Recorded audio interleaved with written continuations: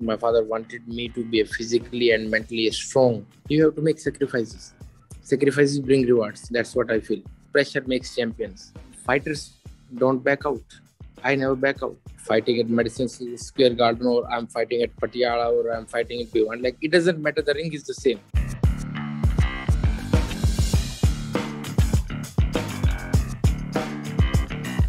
Hey everyone, and welcome to another episode of All About Sports, the podcast. I'm Aniket, and I have with me my co-host Mazhar, Rishabh, and Shubham. And it is our absolute honor to welcome Vikas Krishan Yadav, India's most decorated boxer, to our podcast. Vikas ji, welcome first of all. And for those who, by some stroke of luck or by virtue of living under a rock, do not know who Vikas ji is, let me just give you a brief introduction. Vikas ji is a gold medalist in the Asian Games. At the Commonwealth Games, he is a two-time Olympian and soon to participate in his third Olympics. Vikas ji, welcome to the podcast. I hope everything's going good. Yeah, So thanks, it's bro. Everything is going fine. Thank you so much for joining us and gracing us with your time. I'm going to absolutely dive into the questions. Vikas ji, the first one, which is my most go-to question in terms of asking an athlete, is Vikas ji, what pushed you to become a professional boxer? You are a pro boxer, not just you. Of course, you've done the greatest boxing achievement, which is take part in the Olympics, but you're also taking part in professional boxing. So Right. आपका journey to professional boxing कैसा था? What started it? आपको वो push कहाँ से मिला? What was the motivation?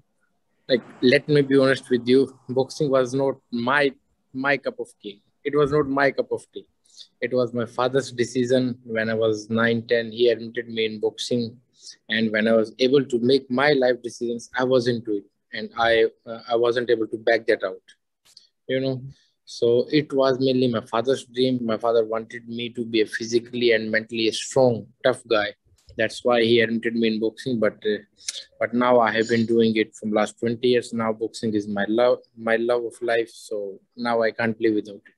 So this was the whole journey. But when I was 15, 16, when I was able to make my life decisions in my career, then I was already a world cadet champion. So boxing is my thing. Thank you, Vikas sir. Thank you. As Gui was mentioning, we've talked about you qualifying now for 3 Olympics, the third one Right. coming up now. You're only the second Indian boxer after Vijender Singh sir to qualify for 3 Olympics. So can you tell us a little bit about how that feels and what an honor it is to keep representing India and going back now for your third Olympics? Yeah, this is you can say this is my 14th year that I'm representing India. I've represented in multiple world championships, in 3 Asian Games and Commonwealth Games and Youth Olympic Games. So I have participated in all the tournaments, and I'm so much lucky. And you can say I'm like, with God's grace, I'm having medals at every competition, whether it's World Championship, it's Commonwealth Games, it's Asian Games, and Junior Olympics, or any competition I have participated. I have got a medal, except the Olympics. Last time I was quarterfinalist, but this time I have worked pretty much hard, and this time I'm not only going to participate. I'm going to go there and grab that yellow medal there.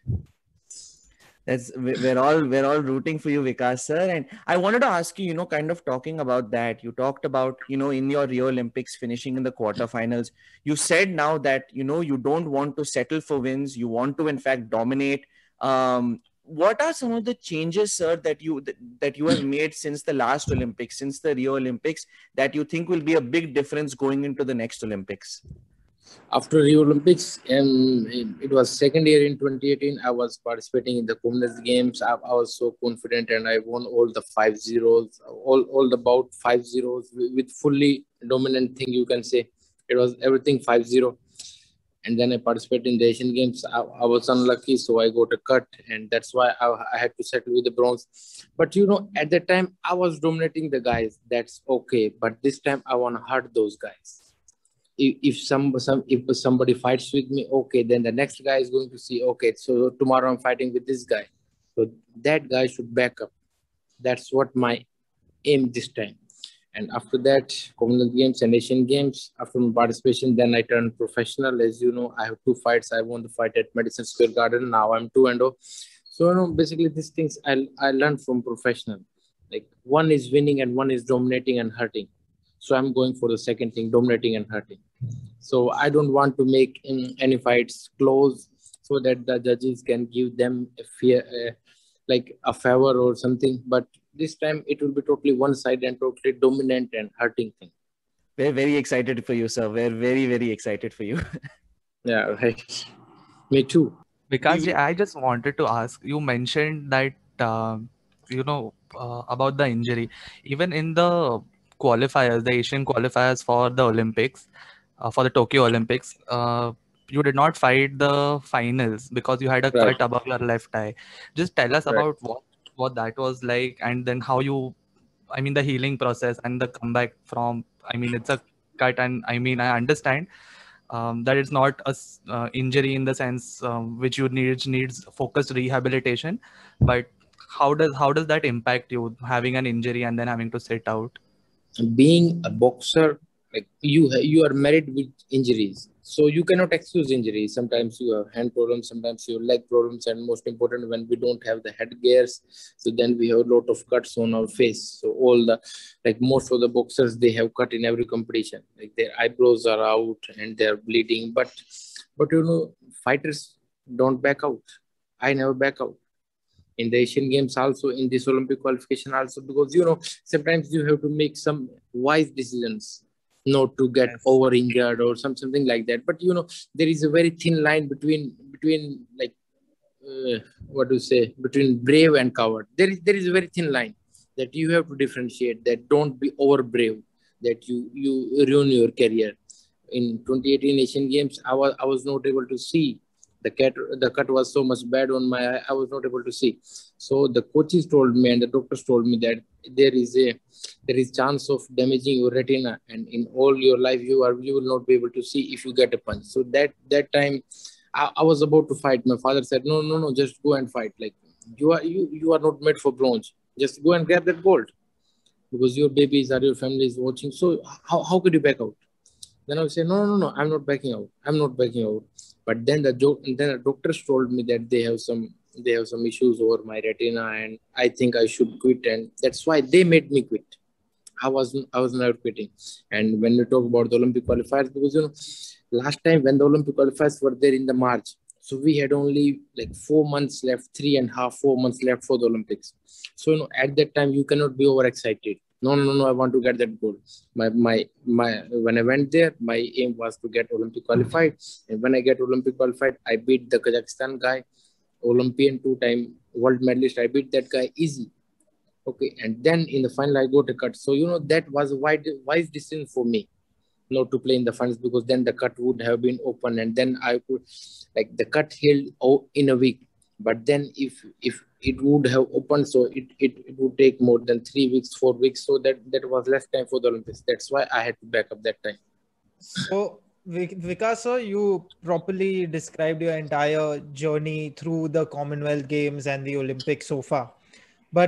And you also mentioned that you are 2-0 in your top rank career. You signed with them Right. in 2018 November. So firstly, tell us about those two fights, your experience. How was it?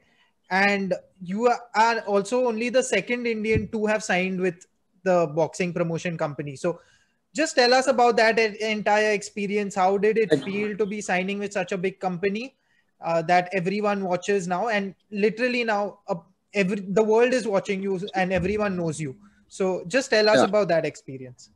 Bro, let me correct you. Like, I'm not the second one. I was the first one to be signed with the top rank, because Okay, I'm sorry. they found a fighting guy. Okay, so he's an Indian kid and he beat US guys like nothing. So let's sign with him. That's how they signed me. So I was the first Indian guy to be signed with top rank, and then I fought 2 professional fights with them. One was at, like, both were in New York, but my debut fight was, the guy was not that much good, and I knocked the guy in the first. I think in the second round I knocked the guy out, and in the second fight I was fighting at Madison Square Garden. But Madison Square Garden is a big arena, and all the top stars, like all the top stars over the world, they come there and they participate there. So it was a big deal for me. And when the Indians in New York, they heard that one Indian guy is fighting here, so then they were not able to believe themselves that how can Indian fight at Madison Square Garden. Then they watched me and I beat that guy totally one-sided. Like I was so much worried that I was not able to knock that guy down. But I beat him comfortably. So then it was a nice experience. It was a full packed crowd because people wanted to see me plus Amir Khan and Crawford. Amir Khan was fighting that day, but Amir Khan lost. So people came to see them, but they saw me and then they were pretty impressed. Oh, this Indian kid can do something. Like India doesn't have that much good boxers, but this Indian kid is good. So that was a nice and amazing experience for me. And after this Olympics, then I'm thinking again to go back to that circuit and make India a boxing nation, because everyone thinks India is a cricketing nation. Only 10, 11 countries play, and this is how American thinks about it. So no. We Indians have hands and we have strong hands. So we can knock you guys down. So that's what I want to prove. We can't wait to see you do that again, Vikas sir. I'm telling you, we are very excited to see you back in Top Rank as well. Now, just tell us about your experience of weight cutting, because everyone talks about it so much, about cutting weight and meeting weight before the weigh-ins. So tell us, firstly, are you fighting at your natural weight now? Or are you again, having to go through all the other processes to meet your weight? So just tell us about that experience. Like, let me tell you something about my father. He never wanted me to cut my weight. Okay, so my weight was 71 at the Olympics. So I played in 75. No, I'm not going back to 69. I'm playing at 75.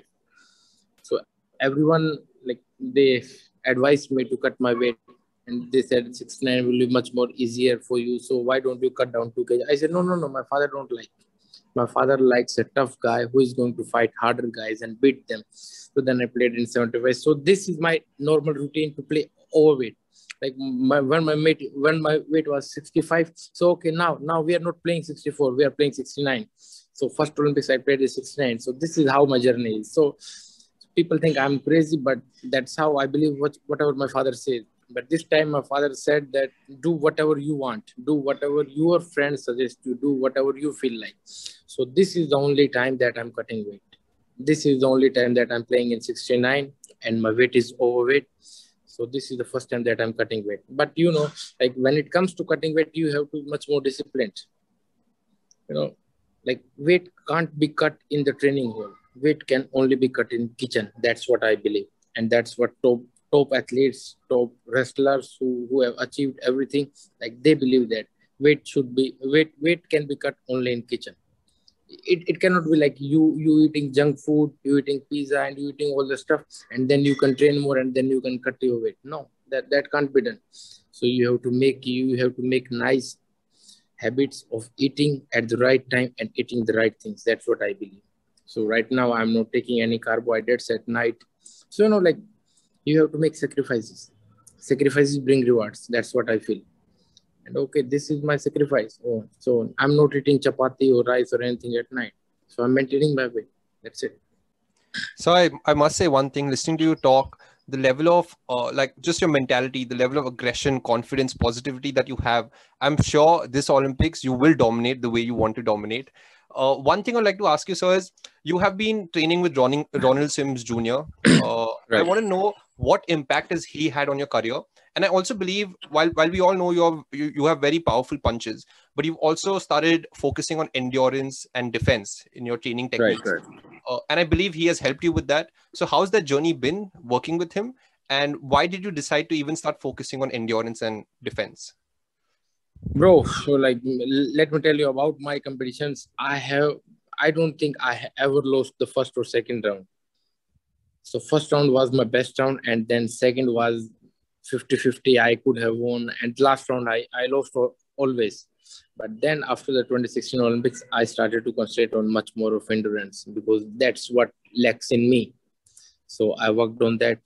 And if you talk about Ronald Sims, he is an awesome guy. Let me tell you, I have trained with all the top coaches of the world. I don't want to criticize any coach that he is not good. Like I have trained with the top coaches of the world. They are good. But I don't need good ones. I need the best one, and he is the best for me. He cannot be best for everyone. That's what I'm not saying. He cannot be best for him, but he is best for me. He understands me. He understands my mentality. He understands my training, my level of training. He understands me, and there should be a nice bond between like coach and a guy. So we both share a nice bond, and we can I can share anything with him. That's how I respect him. That's how I believe him. He is like my friend, father, and coach. He's somewhere in between. He's like friend, father, and coach. So he's a nice guy, and I love him. And and whatever he says, like he talks everything about Olympics and winning. He never says we are going to lose and this guy is no. We are going to beat this guy. We have done so much hard training. We are going to beat this guy, and this is what. And well, one time I was with him in competition, and I asked him that coach, like I was feeling pretty nervous. That I asked, hey coach, am I going to win? So then you know what he said? He was so much surprised, and then he told me, then what we are here for.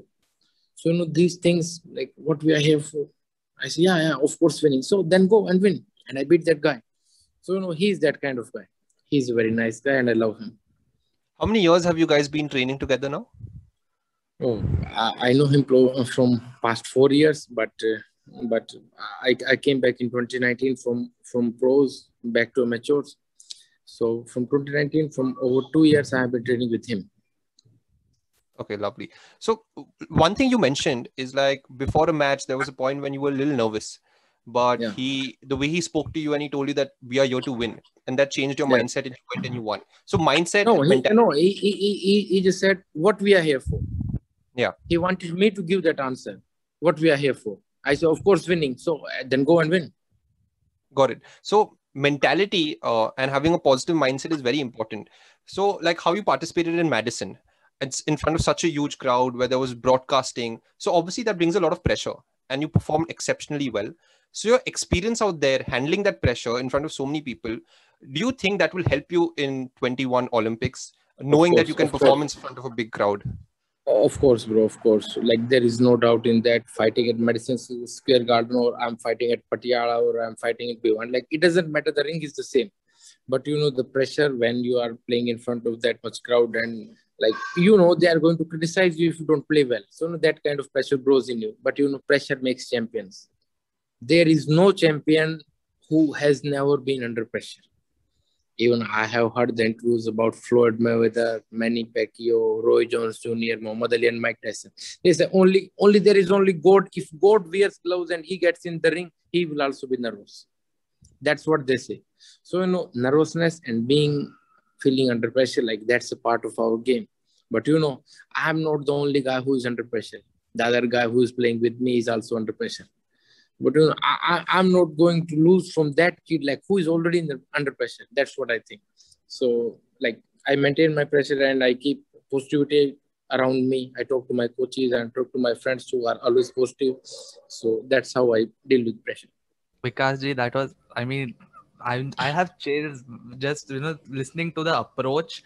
But now one question I'd like to ask you is, what is the legacy you'd like to leave as a boxer? What do you want to be remembered as, and what do you want to be remembered for? If that is one question I would pose to you, what do you think? I mean, Bro, I know it's bro, heavy. I have I want to have two legacies when I say bye to boxing. I want like people to know me, that I was the what to say. I'm like the most running car in boxing. That's what I want to be remembered at, because I started in 2010 when I was 18. Okay, so and now I'm 29.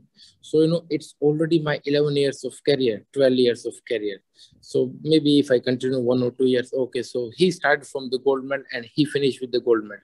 He has got gold medal in Asian Games, Commonwealth Games, and Olympic Games. He got gold in World Championships. So everything gold. Every competition he participated, that's gold medal. So in past I cannot go back in my past and change it. But for future, I can create it. So this is my time. It's only 75 days left in the Olympics. So this is my future, and I'm going to create it. So I want to be known as India's first ever Olympic gold medalist. Yeah, sure, sir. You'll achieve that. So, just one thing I wanted to ask you that how you mentioned about initially it was your father who pushed you into the sport. So, was your Right. father also a boxer, or was he like No, when he was growing up, was he interested in it?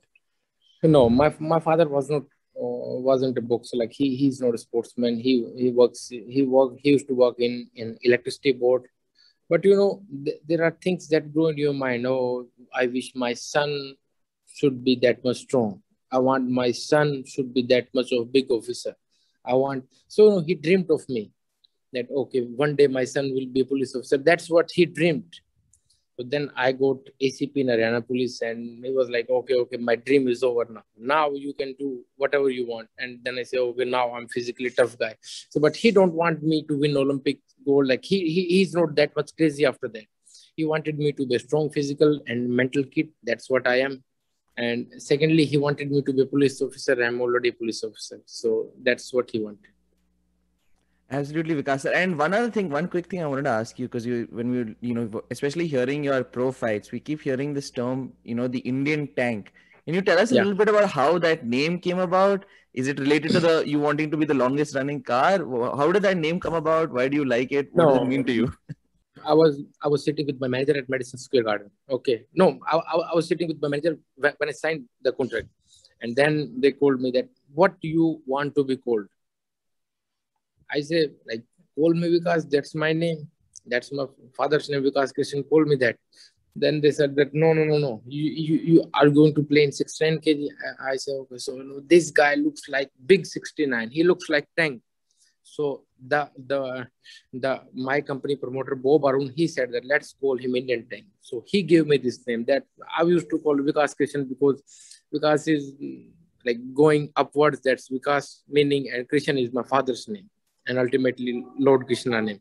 So I said okay, call me Vikas Krishan. Then he said no. This guy looks big in 69. So let's call him Tank and let's call him Indian Tank. So that's how they gave me that name.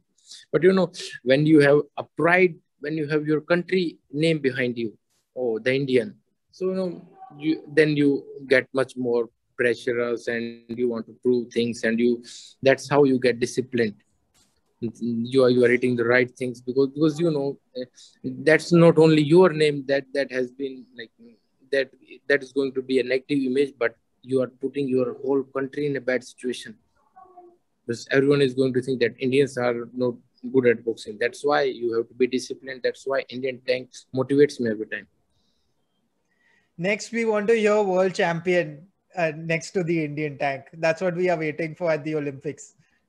Bro, I'm like I have to work really hard. Being an Olympic champion is not that much difficult. That's what I think. But being a professional world champion is a totally different level because professionals are professionals. They master everything. They do the things that like they are much more disciplined. They are of another level. That's what I want to say. So, but first I'm going to grab this Olympic gold. Then I'm going to get the professional world champion. So hopefully after the Olympics, we can have a headline reading: World Champion Indian Tank dominates the Olympics, just the way you want it to be. Yeah, something like Hopefully, that. sir. Hopefully. Something like that. Yeah, something like that. Vikas ji, just thank you so much. You've taken out so much time. We'd like to engage in a slightly more light-hearted segment. The quick rapid fire. We'd like to ask you some questions to which we want your very quick answers. The first answer which comes to your mind. So I'll just kick off the rapid fire questions. Okay, so Vikas ji, first question: who's your childhood hero? Well, it could be an athlete, it could be just someone you idolize.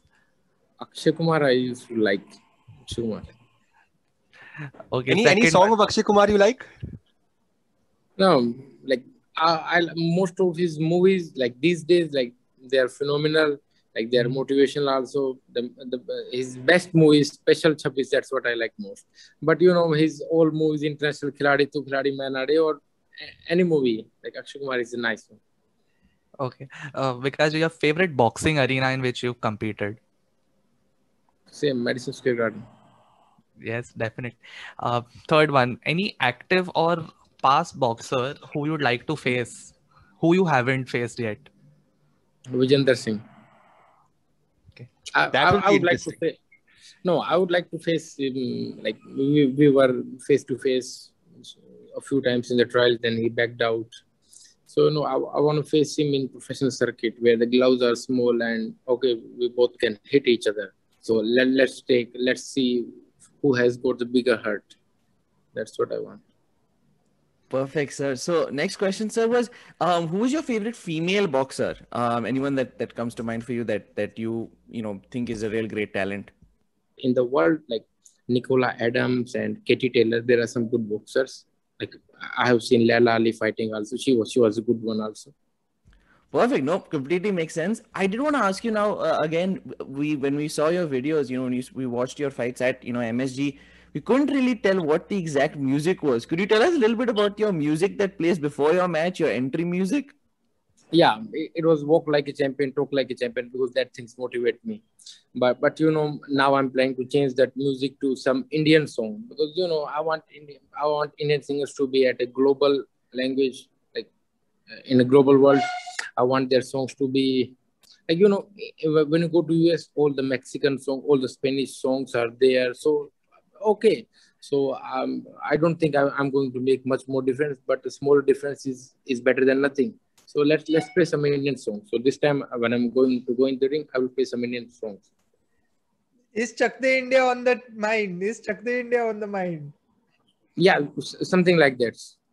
Something like that, so that people should know that hey, Indians have also good songs. Now they say, oh, Spanish music is good, English music is. They haven't heard our songs, and okay, let's play our music. Yeah, We're Vikas excited sir, to hear it when it comes. yeah, some Punjabi songs. It'll be very motivating for all the fans also there. Yeah, something like that, bro. But right now, some of our Haryana singers, they are getting good, like Fazil Puria and some another singers too. So let's play their songs and let's request them. Okay, make one good music for me for Yes. that or Yes. something like that. Okay, and let's play that. Yes, why Yeah. not a customized entry? That's perfect, sir. If Okay, Yeah. J Balvin can sing for Canelo, I'm sure there will be a fitting track for Vikas Ji as well. yes, we are 100% fans and agree with those. So next question for you: your favorite boxing move? Bro, like when I was a kid, when I was a when I was a teenager, like being like close guard was my thing. Being hands up and close guard when someone was not able to punch me. But you keep on changing every time. So right now, like my best punch is going for the straight left hand. Boom, and the guy goes down. So this is my move now. But your move. So I'm not sure that this will be my best move for the Olympics. But the hook can come in, or the uppercut can come in, or again that guard thing can come in. But right now, this is my thing. The straight left. Perfect. I love it. I Yeah. love it. I love a straight left. We've seen it enough. It's my favorite move as well. Okay, the next question. This one. I think I know the answer based on how we spoke. Mike Tyson or Floyd Mayweather, but I'm sure it's Mike Tyson for you, isn't it? Bro, like I have heard Mike Tyson videos also. I have heard his interviews also. So and I have heard Floyd. But when it comes to motivation, both are similar. But I think, I think Mike Tyson edges him, because he belonged from a very poor family, and he didn't have any boxer in his family, and so he was like that. So that's much more motivating. But Floyd, when it comes to Floyd, like his father was a boxer, his uncle was a boxer, so boxing was in his blood. But Mike Tyson came from nowhere. So, like, I think you already gave the answer to this, but I'll still ask you your favorite movie. Is it Special Chabbis? Yeah, Special Chabbis is a nice movie. I have watched it many times. I have seen Badshah movie 50 times or something like that. But some movies are that you cannot compare. Oh, this movie is good. This movie is good. That's great. That's great. Your favorite sport outside of boxing? Chess. Oh, nice. Wow. Interesting. Chess. I follow chess. Okay. Got it. And so last question, like how you mentioned, as a boxer, it is very important to be disciplined. So what is your favorite cheat meal? I used to love parantha, aloo parantha, but right now I can't eat them because they contain a lot of fat, and then you have to run again in the morning, and then you have to do some things. Okay, so let's eat paranta after some months. You can have your parathas after some month with a gold medal around your neck. Yeah. Yes, and I can eat paranthas all day, every day I can. So then I don't have to think about weight. So I can eat whatever I want. So you have to sacrifice. Vikas ji, just thank you so much for joining us. I'm very thankful for you guys for helping another sports, also accept cricket for another sports, to promote another sports. So I'm very thankful for you guys, and I wish all your viewers. So I want them to encourage other people, other relatives to see your channel, and so that your channel can grow and your channel can, like, you can have nice coverage. So that's what I want to request to your followers. Thank you so Thanks much, so Vikas much, ji. That sir. was so Thank you sweet. so much, Uh, Vikas. And with that, I think we can call it the end for the episode because we've had such a fruitful conversation with Vikas ji. Um, Vikas ji's handles for his social channels will be plugged into our description so that you can follow him and follow his work. To everyone who's tuned in, I'd love to just mention one thing. Just back our athletes because these are the guys who are representing our nation at the world stage. So, Vikas ji, once again, I'm very excited to see you perform at the Tokyo Olympics. And to everyone who's tuning in, please go and check him out when he does his absolute magic at the competition. Um, Again, to everyone who's tuned in, thank you so much for listening and or watching with whatever the platform it is which you've chosen. And we hope to see you soon again for the next episode. Thank you, everyone.